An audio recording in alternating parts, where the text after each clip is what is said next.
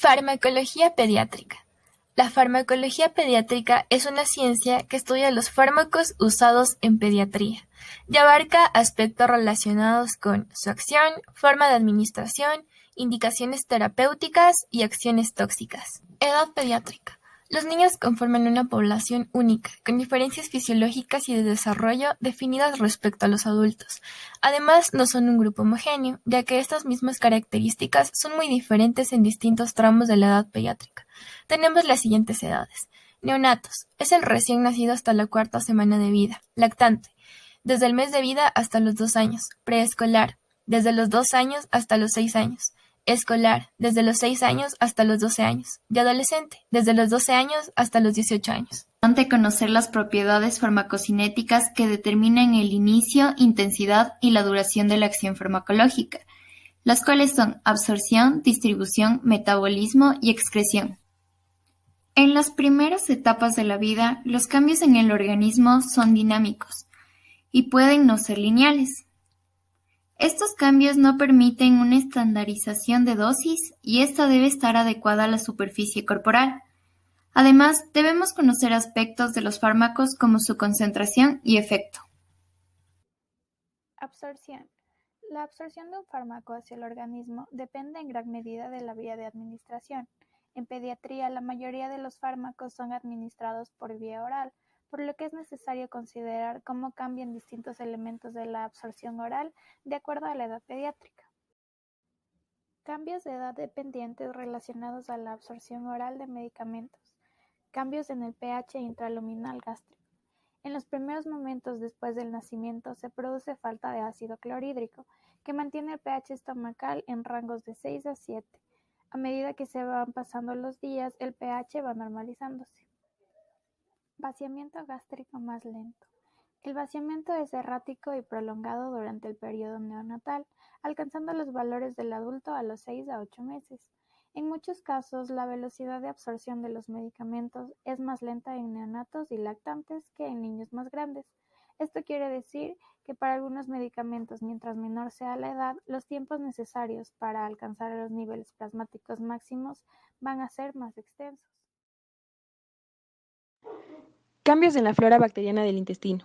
El tracto gastrointestinal es estéril durante la vida fetal y tras el nacimiento se produce la colonización bacteriana a las pocas horas de vida. La flora bacteriana metaboliza algunos fármacos y puede influir en su absorción.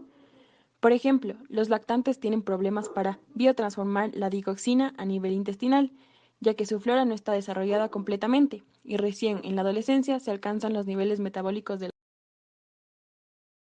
Cambios en la función biliar. La función biliar es inmadura en el neonato con escasa secreción biliar, lo que podría producir una alteración en la absorción de medicamentos liposolubles. La administración por piel provee de mayor absorción en las primeras edades de la infancia, en comparación a los adultos, lo que puede ser explicado por la presencia de un estrato córneo más delgado y por el mayor grado de difusión cutánea e hidratación de la epidermis. Por ejemplo, la exposición sistémica de corticoides o antisépticos tópicos en niños podría ser más alta que la de los adultos. Distribución. Luego de que el fármaco ingresa a la sangre, una parte se une a proteínas y el resto circula de forma libre. Esta última fracción es la que llega al sitio de acción donde producirá el efecto farmacológico. En el proceso de distribución, cambios de edad dependientes en la composición corporal alteran los espacios fisiológicos en los que un fármaco pueden ser distribuidos. Para muchos fármacos, el valor del volumen aparentemente de distribución difiere significativamente entre la población pediátrica y la adulta. Estas diferencias se deben a las modificaciones que se producen con la edad y son las siguientes. Contenido corporal del agua. La fracción de agua corporal total es muy alta en el feto y se va reduciendo a partir del nacimiento, en paralelo al aumento del porcentaje de grasa corporal. Concentración de proteínas plasmáticas. La unión a proteínas se encuentra reducida en neonatos porque la concentración total de proteínas es menor y se observa una menor capacidad de unión a fármacos.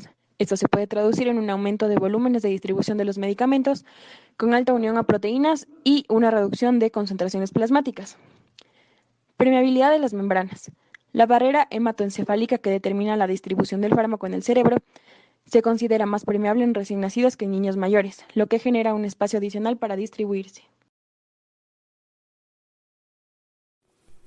El incremento en la composición acuosa observada en la edad pediátrica afecta el comportamiento de los medicamentos solubles en agua, como por ejemplo, la gentamicina, que es un antibiótico hidrosoluble, se distribuye ampliamente en el agua corporal, por lo que es posible observar en concentraciones máximas más bajas en los neonatos en comparación a los niños más grandes.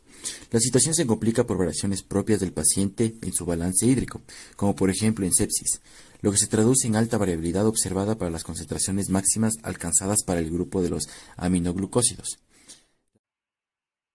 El metabolismo es la descomposición metabólica de los medicamentos por parte de organismos vivos, generalmente a través de sistemas enzimáticos especializados, de modo que puedan ser eliminadas más fácilmente.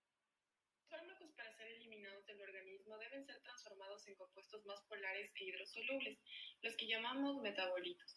Aunque este proceso puede ocurrir en una diversidad de tejidos, la mayor parte de las biotransformaciones se producen en el hígado. Las reacciones de transformación metabólica pueden dividirse en dos grupos. Primero tenemos las reacciones de fase 1, en las cuales se introducen grupos polares en las moléculas mediante reacciones de oxidación, reducción e hidrólisis. Y por otro lado están las reacciones de fase 2 o de conjugación, por medio de las cuales el fármaco se une de manera covalente con una sustancia de origen endógeno. Estos pueden ser ácido glucurónico, glicina, glutatión, sulfato, entre otros. Las reacciones de fase 1 son realizadas por un grupo de enzimas llamadas citocromos P450, las cuales a su vez se subdividen en isoformas. La isoforma más importante dentro de los citocromos es la CYP3A4, seguida por CYP2D6. La capacidad metabólica de los citocromos se va desarrollando de forma lenta a partir del nacimiento y por ello está reducida en el recién nacido. En edad preescolar, algunas isoformas de citocromo incrementan su capacidad metabólica en relación a otras edades pediátricas. Este fenómeno se va atenuando a medida que se alcanza la pubertad. Con respecto a las reacciones de fase 2, como la sulfactación, existe un buen desarrollo en el recién nacido.